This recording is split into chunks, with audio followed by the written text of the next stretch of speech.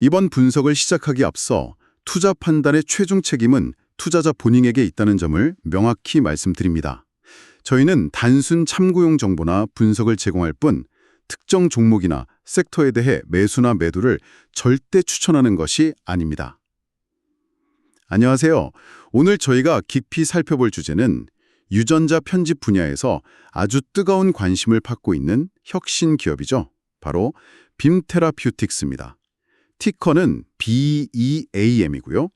네, 2025년 11월 4일 현재 기준으로 보면 주가가 한 24.25달러 정도? 시가총액은 약 24억 5천만 달러 수준이더라고요. 오늘 저희는 여러분께서 제공해 주신 자료들을 바탕으로 이 빔테라퓨틱스의 핵심 기술, 염기 편집, 이게 도대체 뭔지, 그리고 기존 기술과는 뭐가 다른 건지, 또 임상 파이프라인은 지금 어디까지 와 있는지, 앞으로 어떤 기회가 있고 또 어떤 점들을 좀 조심해야 할지 이런 것들을 좀 속 시원하게 파헤쳐 보려고 합니다. 네, 복잡한 바이오테크 이야기 저희가 최대한 쉽고 재미있게 핵심만 쏙쏙 뽑아서 전달해 드릴 테니까요. 한번 같이 따라와 보시죠. 자, 바로 시작해 볼까요? 사실 유전자 편집하면 많은 분들이 제일 먼저 떠오르는 게 아마 크리스퍼, CRISPR일 거예요. 근데 이 빔테라퓨틱스는 여기서 한 발 더 나아갔다고 하더라고요. 염기 편집, 즉 베이스 에디팅 기술을 핵심으로 내세우고 있는데 이게 기존 크리스퍼 기술하고 구체적으로 어떻게 다른 건가요? 그냥 좀 좋아진 건가요? 아니면 아예 접근 방식 자체가 다른 건가요? 네. 바로 그 지점이 빔테라퓨틱스를 이해하는 가장 중요한 출발점이라고 할 수 있습니다. 기존의 그 1세대 유전자 가위 기술, 그러니까 크리스퍼 캐스9, CRISPR 캐스9은요. DNA의 이중나선 구조 자체를 물리적으로, 말 그대로 싹둑 잘라내는 방식에 가까워요. 가위처럼요. 가위처럼 잘라낸다. 네. 네. 그런데 빔테라퓨틱스의 이 염기 편집 기술은 DNA 이중나선을 자르질 않아요. 이게 큰 차이죠. 대신에 DNA를 구성하는 4가지 염기 문자 있잖아요. 아데닌, 구아닌, 시토신, 티민. 이 중에서 특정 문자 하나를 다른 문자로 아주 정교하게 바꿔 쓰는 방식입니다. 바꿔 쓴다고요? 네. 비유하자면 마치 연필로 쓴 글씨가 틀렸을 때 지우개로 싹 지우고 그 위에 정확한 글자로 고쳐 쓰는 것과 아주 비슷하다고 생각하시면 이해가 쉬우실 거예요. 와, 연필과 지우개라니 비유가 아주 귀에 쏙쏙 들어오는데요. 근데 DNA를 자르지 않는다는 게 그게 왜 그렇게 중요한 차이점인 거죠? 기존의 그 자르는 방식에는 어떤 문제점이나 좀 한계 같은 게 있었길래 이런 새로운 접근이 필요했던 건가요? 그냥 뭐 정밀하다, 이걸 넘어서는 의미가 있을 것 같은데요? 그게 아주 중요합니다. 굉장히 중요한 함의를 가지고 있어요. DNA를 물리적으로 절단할 경우에는요, 우리가 의도하지 않은, 그러니까 목표하지 않은 엉뚱한 위치의 DNA까지 같이 잘리거나 변형될 위험이 있어요. 이걸 이제 표적 이탈 효과? 영어로는 off-target effects라고 부르거든요. 이런 위험성이 존재하는 거죠. 아, 원치 않는 곳을 건드릴 수 있다. 그렇죠. 그리고 또 잘린 DNA가 우리 세포 안에 있는 자체 복구 시스템에 의해서 다시 이렇게 붙여지거나 수리되는 과정이 있거든요. 그때 예측하지 못한 염기 서열이 중간에 끼어들어가거나 삽입, 인설션 혹은 일부가 사라져버리는 삭제, 딜리션 이런 오류가 발생할 수도 있어요. 이걸 합쳐서 인델 변이라고도 부르고요. 인델변이요?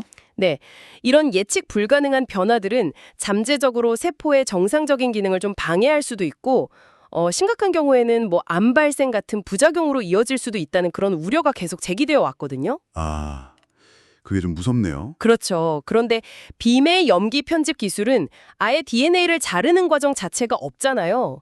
그러니까 원칙적으로 이런 원치 않는 표적 이탈변이라든지 아니면 인델 발생 위험을 이론적으로는 크게 낮출 수가 있는 겁니다. 아하. 네.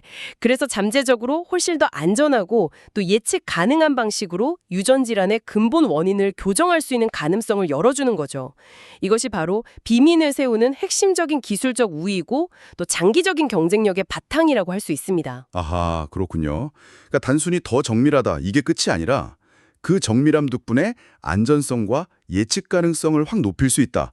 바로 이 점이 핵심이라는 말씀이시군요. 의도치 않은 변수를 확 줄일 수 있다. 네, 이해가 됩니다. 자, 그러면 이 혁신적인 유전자 연필과 지우개 기술, 이게 실제로 그럼 어디에 쓰이고 있는지 임상 파이프라인을 통해서 좀 더 구체적으로 한번 들여다보죠. 지금 가장 주목받고 있는 파이프라인 중 하나가 그 겸상적 혈구 질환 치료제 BEAM-101 맞죠? 네, 맞습니다. BEAM 101. 이게 이제 겸상적혈구 질환, 영어로는 sickle cell disease, 줄여서 SCD라고 하는데요. 우리말로는 난모양 적혈구 빈혈증이라고도 하고요. 이 환자들을 위한 치료제로 개발 중입니다. 이 치료법은요, 환자 몸에서 먼저 조혈모 세포를 채취해요. 그런 다음에 몸 밖, 그러니까 실험실 환경이죠. 이걸 엑스위보 방식이라고 하는데 이 환경에서 염기 편집 기술을 써서 질병을 일으키는 특정 염기, 딱 하나를 정상 염기로 교정을 하는 겁니다. 아, 몸 밖에서 고쳐서 다시 넣어주는 거군요. 네, 맞아요. 이렇게 유전적으로 교정된 세포를 다시 환자에게 주입하는 방식이죠. 현재 진행 중인 임상이 이제 비콘 임상이라고 1, 2상인데요. 여기서 초기 결과가 상당히 긍정적으로 나왔어요. 오, 어떤 결과였나요? 네, 치료를 받은 환자들한테서 태아기에 주로 만들어지는 건강한 헤모글로빈 있잖아요. 태아 헤모글로빈, HbF라고 하는데 이 수치가 의미 있게 증가했고요. 반대로 문제를 일으키는 그 남 모양의 겸상 헤모글로빈, HbS라고 하죠. 이 비율은 감소하는 경향을 보였습니다. 와, 효과가 있다는 거네요. 그렇죠. 이게 염기 편집 기술이 우리가 의도한 대로 정확히 작동해서 실제 치료 효과를 낼 수 있다는 걸 보여주는 아주 중요한 데이터인 거죠. 덕분에 미국 식품의약국 FDA로부터 희귀의약품 지정, Orphan Drug Designation, ODD도 받았고 또 재생의학 첨단 치료제, RMAT, Regenerative Medicine Advanced Therapy로도 지정을 받았어요. 아, RMAT 지정까지? 네, 이게 이제 앞으로 개발하고 허가받는 과정에서 여러 가지 혜택을 받을 수 있다는 의미이기도 합니다. 네, 초기 데이터가 긍정적이라는 건 정말 고무적인 소식인데요. 그런데 이 임상 과정에서 좀 안타까운 소식도 있었잖아요. 환자 사망 사례가 보고되면서 안전성에 대한 우려가 좀 제기되기도 했었는데 이 부분은 저희가 어떻게 받아들여야 할까요? 이게 염기 편집 기술 자체의 문제라고 볼 수 있는 건가요? 특히 아까 안전성이 핵심 차별점이라고 강조하셨는데 말이죠. 아, 네. 그 점은 정말 명확하게 짚고 넘어가야 할 부분입니다. 보고된 내용을 보면요. 해당 환자의 사망 원인이 염기 편집 기술 자체의 직접적인 독성 문제 때문은 아니었던 것으로 분석이 됐어요. 아, 그래요? 그럼 뭐 때문이었죠? 그보다는 유전적으로 교정된 세포를 환자에게 다시 주입하기 전에 환자 몸 안에 남아있는 기존의 골수 세포를 좀 제거해줘야 하거든요. 이때 사용하는 고용량 항암화학 요법, 이걸 전처치 요법, 영어로는 컨디셔닝 레지멘이라고 하는데 이 과정과 관련된 부작용 때문에 발생한 것으로 파악됐습니다. 아, 전처치 요법의 부작용이다. 네, 이 전처치 요법은 사실 BEAM 101뿐만 아니라 비슷한 엑스비버 방식의 다른 세포 치료제나 유전자 치료제에서도 거의 필수적으로 사용되는 과정이에요. 예를 들어 경쟁 약물인 카스게비도 이 전처치 요법이 필요하거든요. 아, 카스케비도요? 네, 그러니까 이게 염기 편집 기술 자체 고유한 문제라기보다는 엑스비보 세포 치료법들이 공통적으로 안고 있는 기존 전처치요법의 위험성이 이번 사례를 통해 다시 한번 확인된 거라고 보는 게 좀 더 정확한 해석일 것 같습니다. 그렇군요. 하지만 물론 말씀하신 대로 환자나 투자자 입장에서는 그 원인이 어디에 있든 치료 과정 전체의 안전성을 확보하는 게 무엇보다 중요하죠. 따라서 이 전처치요법의 부담을 좀 줄이거나 아니면 더 안전한 대안을 찾는 것이 BAEM 101의 상업적 성공을 위해서는 정말 중요한 과제임에는 틀림없습니다. 많은 기업들이 지금 이 문제를 해결하려고 열심히 노력하고 있고요. 그렇군요. 원인을 명확히 아는 것도 중요하지만 결국에는 상용화로 가려면 그 치료 과정 전체의 안전성이라는 허들을 넘어야만 한다 이 말씀이시네요. 자, 그럼 엑스비보, 그러니까 몸 밖에서 편집하는 방식의 BAM 101이 이 전처치유법이라는 과제를 안고 있다면 빔의 또 다른 주요 파이프라인인 BAM 302는 어떤가요? 이건 알파1 항트립신 결핍증 AATD 치료제라고 하셨는데 이건 몸 안에서 직접 유전자를 교정하는 인비보 방식이라고 들었어요. 그럼 이건 앞서 말한 전처치 관련 문제를 좀 피해갈 수 있는 건가요? 그리고 이게 성공하면 빔의 기술 적용 범위가 확 넓어지는 의미도 있을 것 같은데요. 네, 정확하게 보셨습니다. BAM 302는요, 체내, 즉 인비보 방식이에요. 몸 안에서 직접 간세포의 유전자를 교정하는 것을 목표로 합니다. 알파-1 항트립신 결핍증 AATD라고 하는데요. 이게 뭐냐면 주로 간에서 만들어지는 알파-1 항트립신 AAT라는 단백질이 있어요. 근데 여기에 유전적인 결함이 생겨서 이 단백질이 부족해지거나 아니면 비정상적인 형태로 막 뭉쳐서 간에 쌓이는 거예요. 그래서 결국 폐나 간에 심각한 손상을 일으키는 질환입니다. 아, 단백질 문제군요. 네. 그래서 BAM302는 지질 나노 입자 LNP라고 하는 전달체를 이용해서 염기 편집 도구를 간세포 안으로 쏙 넣어주는 거예요. 그래서 문제가 되는 유전자 염기 하나를 직접 교정해서 정상적인 AAT 단백질이 다시 잘 만들어지도록 유도하는 원리입니다. LNP면 그 mRNA 백신에도 쓰였던 기술 아닌가요? 맞습니다. 바로 기기술이죠. 이 전달 기술 덕분에 몸 안에 직접 주입하는 게 가능해진 거고요. 이게 2025년 3월에 발표된 초기 임상 데이터가 상당히 주목을 받았어요. 오, 이것도 결과가 좋았나 보네요. 네, 치료받은 환자들한테서 혈청, 그러니까 피 속에 있는 총 AAT 단백질 수치가요, 투여한 약물 용량에 비례해서 증가하는 아주 긍정적인 경향을 보였거든요. 와, 용량 비례적 증가. 그렇죠. 이게 뭘 의미하냐면 염기 편집 기술이 복잡한 우리 몸 환경에서도 목표로 한 간세포까지 잘 찾아가서 효과적으로 유전자를 교정할 수 있다는 가능성을 처음으로 보여준 정말 의미 있는 결과라고 할 수 있습니다. 실제로 이 결과 발표 이후에 시티 같은 글로벌 투자은행에서 빔 테라퓨틱스의 목표 주가를 64달러로 상향 조정하기도 했어요. 와, 64달러요? 네.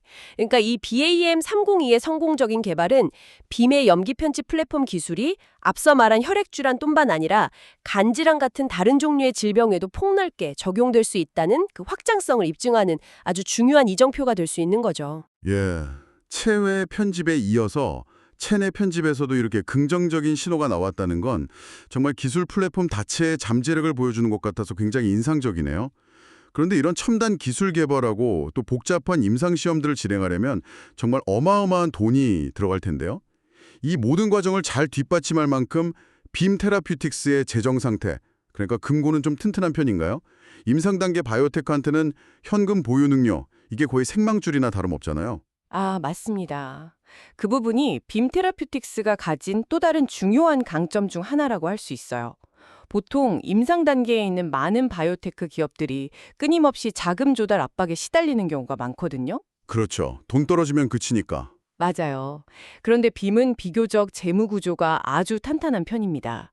2025년 2분기 말 기준으로 보면요. 현금하고 현금 등가물, 그리고 바로 현금화할 수 있는 유가증권까지 합쳐서 약 12억 달러 정도로 보유하고 있어요. 12억 달러요? 와, 엄청나네요. 네, 상당한 규모죠. 회사 측에서는 이 정도 자금이면 현재 계획하고 있는 운영 활동이나 연구 개발 활동을 최소 2028년까지는 충분히 계속할 수 있을 것으로 예상하고 있습니다. 2028년까지? 아, 그럼 몇 년은 걱정 없겠네요. 그렇죠. 이게 뭘 의미하냐면 BAM101이나 BAM302 같은 주요 임상 프로그램들을 안정적으로 쭉 밀고 나갈 수 있고 또 추가적인 파이프라인을 확장하거나 새로운 기술 개발에도 투자할 수 있는 상당한 재정적 여력을 확보하고 있다는 뜻입니다. 이런 불확실성이 높은 바이오테크 분야에서 이렇게 긴 활주로 영어로 long runway라고 하죠. 이걸 가지고 있다는 건 기업의 안정성이나 신뢰도를 높이는 데 아주 중요한 요소가 됩니다. 야, 12억 달러의 2028년까지 운영 자금이라니 이건 뭐 확실히 든든한 방패막이 되겠네요. 최근에 실적 발표 내용을 보니까 좀 흥미로운 점이 있던데요. 뭐 파트너십 관련 매출 같은 건 예상보다 좀 낮았는데 주당 손실, EPS라고 하죠. 이게 예상보다는 적었다는 분석이 있더라고요. 이건 어떻게 봐야 할까요? 그냥 단순히 비용을 막 줄인 걸까요? 아니면 뭐 운영을 효율적으로 잘하고 있다는 신호로 볼 수 있을까요? 네, 그 부분도 한번 주목해 볼 만한 지점입니다. 사실 매출이라는 건 뭐 협력 계약을 언제 맺느냐 이런 시점에 따라서 좀 변동성이 클 수 있거든요. 그런데 예상보다 주당 손실이 적었다는 건 여러 가지로 해석될 수 있지만 긍정적인 측면이 분명히 있습니다. 물론 연구개발 R&D 비용은 파이프라인이 진행되면서 당연히 계속 증가하는 추세일 거예요. 하지만 전반적인 관리비라든지 아니면 다른 운영 비용 같은 것들을 비교적 효율적으로 잘 통제하고 있다는 걸 시사할 수도 있거든요. 아, 허리띠를 졸라맨 게 아니라 효율적으로 쓰고 있다. 그렇죠. 막대한 자금이 들어가는 신약 개발 과정에서 그냥 무작정 돈을 많이 쓰는 게 아니라 다지고 있는 자원을 얼마나 효율적으로 잘 배분하고 관리하느냐, 이 능력 역시 굉장히 중요합니다. 이런 재무적인 안정성하고 운영 능력, 그리고 앞서 말씀드린 기술 플랫폼의 잠재력, 이런 것들이 다 복합적으로 작용해서 그런지 월가 애널리스트들의 평가도 현재로서는 상당히 긍정적인 편이에요. 오, 월가 반응은 어떤가요? 네, 다수의 애널리스트들이 강력 매수, 스트롱 바이죠, 또는 매수, 바이 의견을 제시하고 있고요. 평균 목표 주가 역시 지금 현재 주가보다는 훨씬 높은 수준으로 형성이 되어 있습니다. 일부 애널리스트는 최고 $80까지 제시하기도 했고요. $80요? 와, 지금 주가 대비하면 거의 3배 이상인데요? 네, 물론 목표 주가라는 게 미래 예측일 뿐이니까 절대적인 건 아니죠. 하지만 적어도 시장 전문가들이 현재 빔의 기술력이나 파이프라인의 가치를 얼마나 높게 평가하고 있는지를 보여주는 하나의 중요한 지표는 될 수 있다고 생각합니다. 기술적인 잠재력도 있고 재무적으로도 안정적이고 여기에 월가의 기대감까지 더해졌다. 이렇게 보니까 꽤 긍정적인 그림이 그려지는 것 같은데요. 하지만 유전자 편집 분야 여기가 정말 뜨거운 격전지잖아요. 경쟁이 엄청 치열할 텐데 특히 아까 말씀하신 BAM101이 타겟으로 하는 그 겸상적 혈구 질환 시장에는 이미 엄청 강력한 경쟁자가 딱 등장했죠. 크리스퍼 테라퓨틱스하고 버텍스가 같이 개발한 캐스케비, 이게 최초의 크리스퍼 기반 치료제로 승인을 받아버렸는데 이런 후발주자로서의 불리함이나 아주 치열한 경쟁 환경, 이건 빔 입장에서 어떻게 극복해야 할까요? 네. 정확하게 아주 핵심적인 도전 과제를 짚어주셨습니다. 유전자 편집 분야는 정말 미래 의료를 바꿀 엄청난 잠재력을 가진 만큼이나 경쟁이 극도로 치열한 곳입니다. 말씀하신 크리스퍼 테라퓨틱스, 티커는 CRSP죠.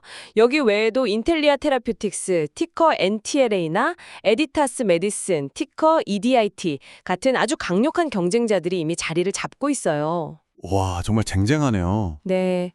특히 겸상적 혈구 질환 분야에서는 버텍스 파마튜틱스하고 손잡은 크리스퍼 테라퓨틱스의 카스케비가 이미 미국 FDA하고 유럽 EMA 승인을 다 받고 상업화 단계에 진입을 했죠.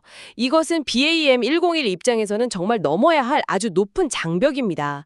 시장 선점 효과라는 게 정말 무시할 수 없거든요. 그렇죠. 이미 승인받고 팔리고 있는 약이 있다면 빔은 단순히 우리 약도 효과 좋아요, 이걸 넘어서 카스게비보다 이게 더 낫습니다. 혹은 카스게비에는 없는 이런 다른 가치를 제공합니다. 이런 점을 확실하게 입증해야만 살아남을 수 있겠네요. 그럼 구체적으로 빔이 앞으로 풀어야 할 숙제들은 뭘까요? 저희 같은 투자자 입장에서는 어떤 점들을 좀 주의 깊게 지켜봐야 할까요? 그렇습니다. 그게 핵심입니다.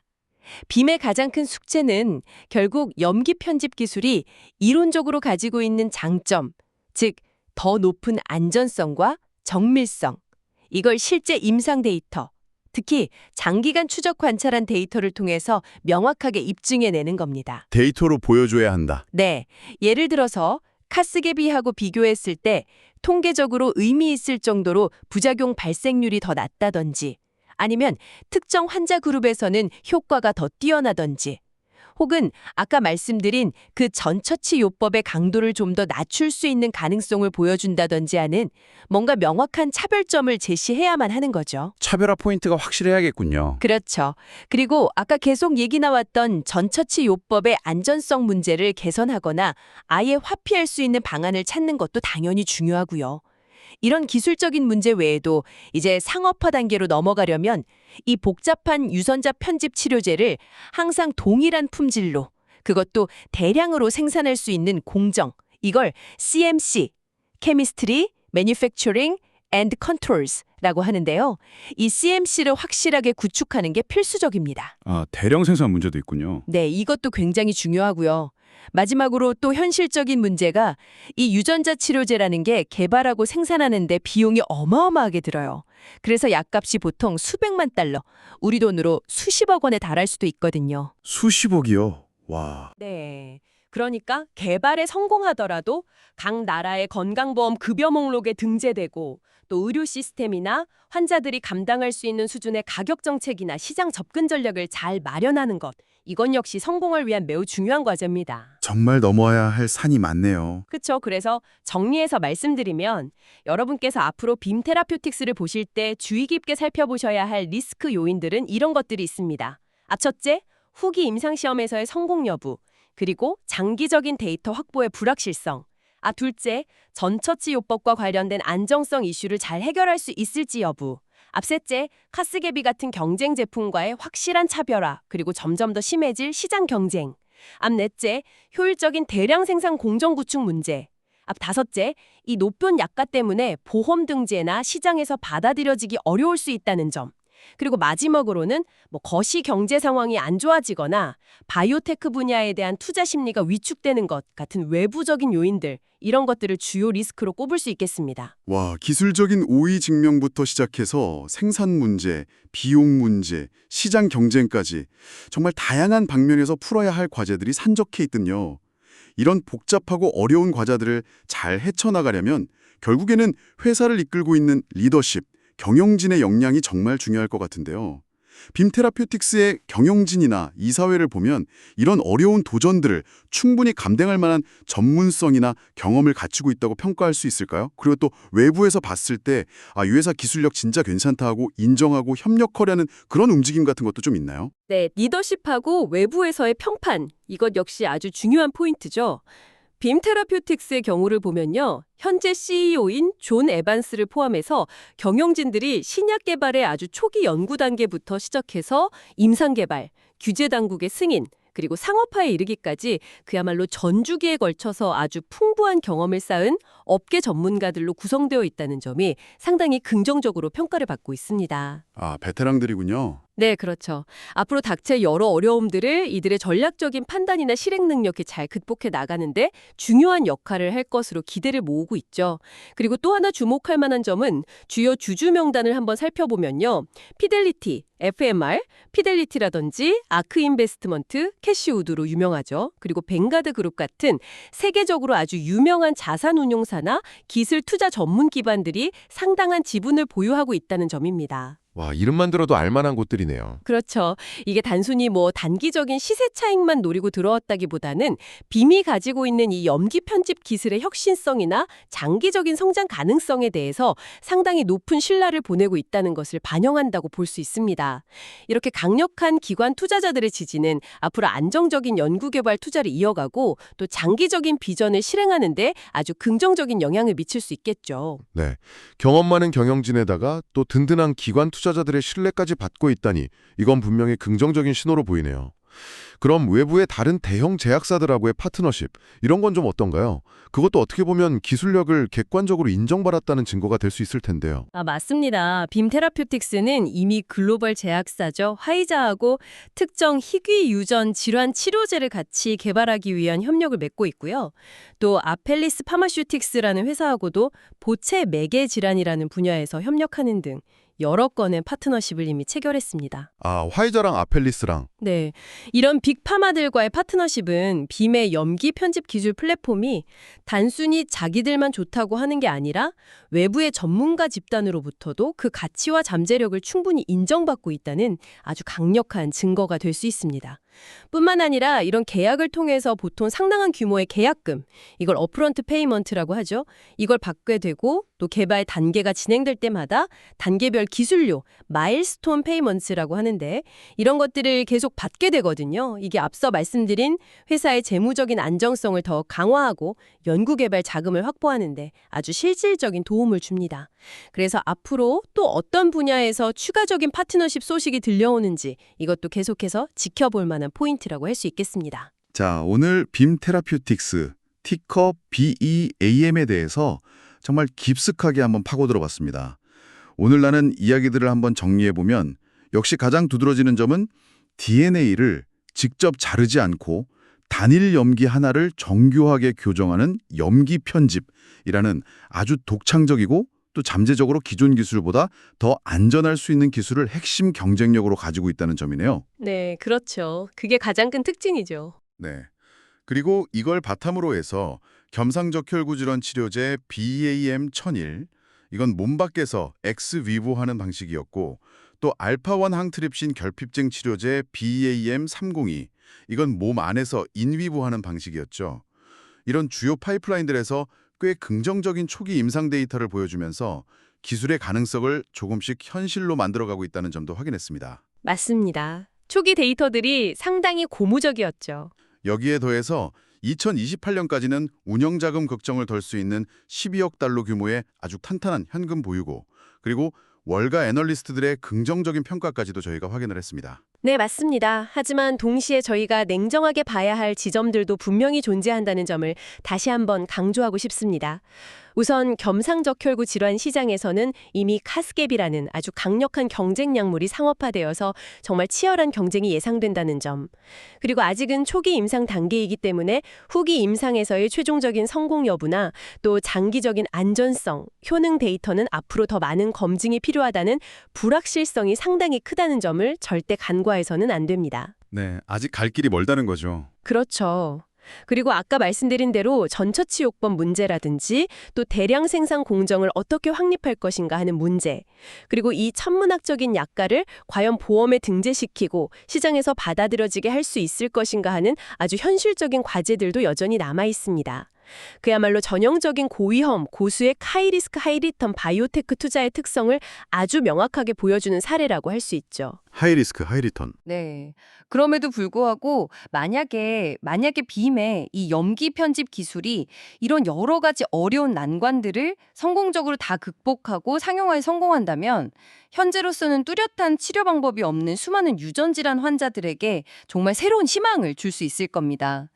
뿐만 아니라 헬스케어 산업 전체에 미칠 파급력이나 그에 따라서 기업 가치가 상승할 수 있는 잠재력은 정말 우리가 가늠하기 어려울 정도로 클 수 있다고 생각합니다. 따라서 앞으로 발표될 BM10원의 추가적인 임상 결과들, 특히 정쟁 약물인 카스게비와의 비교 데이터가 어떻게 나올지, 그리고 BM302의 임상 진행 상황이나 장기적인 효능 데이터가 어떻게 나오는지 등을 아주 면밀하게 계속 추적 관찰하는 것이 중요하겠습니다. 네, 오늘 빔 테라피우틱스 분석을 마무리하면서 마지막으로 여러분께 이런 질문을 한번 던져보고 싶습니다. DNA의 염기 문자 딱 하나를 마치 연필과 지우개를 쓰듯이 우리 몸 안팎에서 아주 안전하고 정밀하게 교정할 수 있는 이 기술, 이 염기 편집 기술이 앞으로 더욱 발전하고 성숙해진다면 과연 어떤 미래를 우리가 그려볼 수 있을까요?